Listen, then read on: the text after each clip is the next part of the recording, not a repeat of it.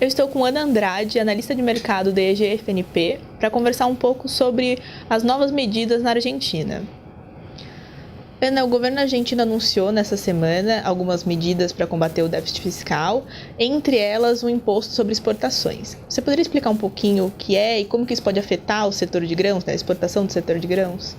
Basicamente o que os anúncios feitos pelo governo Macri no começo da semana, eles podem afetar o negócio. A gente tem duas sobretaxas de exportação que são de 4 pesos para cada dólar exportado de produtos primários e de 3 pesos para cada dólar exportado de bens e serviços industriais. Então, basicamente essas duas sobretaxas, elas são medidas do governo Macri para tentar antecipar a redução do déficit fiscal para zero de 2020 para 2019.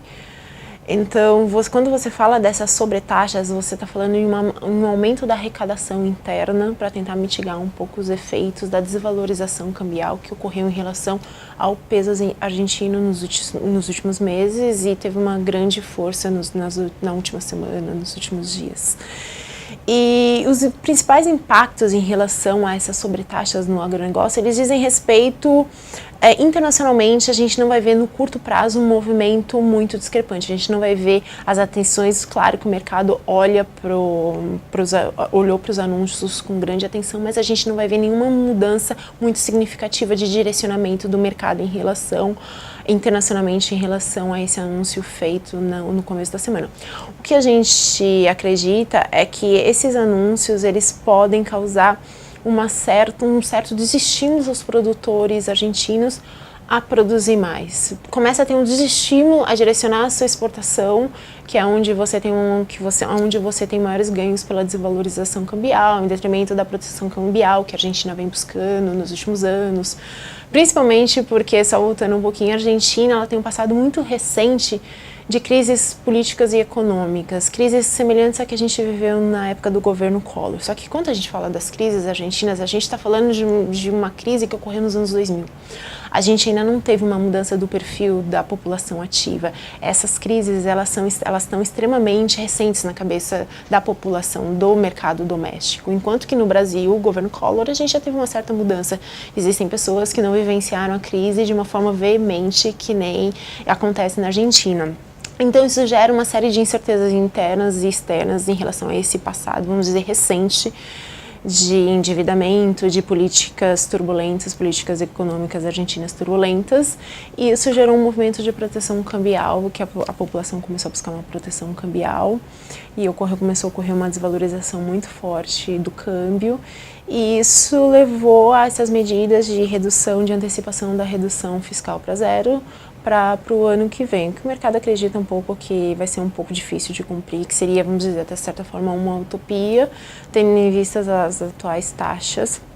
Então, no curto prazo, a gente acha que o mercado internacional, a gente acredita que o mercado internacional não vai ter grandes mudanças, não vai ter grandes impactos, mas a longo prazo a produção argentina ela tende a ser desestimulada por esse desestímulo às exportações, para tentar manter o produto no cenário doméstico e manter toda uma dinâmica produtiva da indústria local e não ter saída de produto, tendo em face que a Argentina, há pouco tempo atrás, viu uma quebra de safra, uma queda de produção muito importante. Então, você evitar uma saída de produto é uma forma de você manter o mercado doméstico funcionando, mas até você tem impactos em relação aos produtores.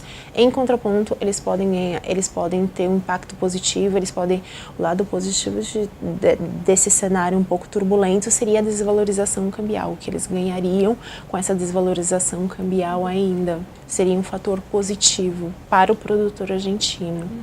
E quando a Argentina perde mercado, a gente está falando dos maiores produtores de grãos a longo prazo, com estímulo às exportações, quem ocupa naturalmente o mercado, Brasil e Estados Unidos. É um caminho um pouco natural.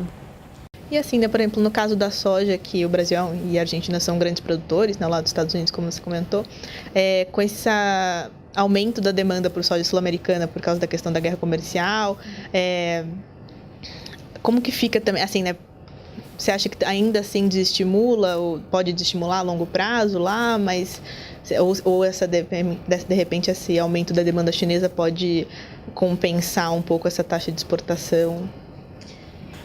A gente vê um caminho um pouco ambíguo, porque em relação à soja, principalmente, a gente claramente a guerra comercial entre China e Estados Unidos impacta o mercado sul-americano, mas não impacta positivamente quando você tem uma forte desvalorização do peso, você tem um mercado degringolando internamente na Argentina, com taxa básica de juros atingindo níveis acima de 50%, uma taxa de inflação que espera-se que chegue a ser a 42%, e você pode ter ganhos, você praticamente terá ganhos no curto prazo em relação à desvalorização, por causa da proteção cambial, mas você provavelmente vai ter perdas a longo prazo em relação ao desestímulo à produção.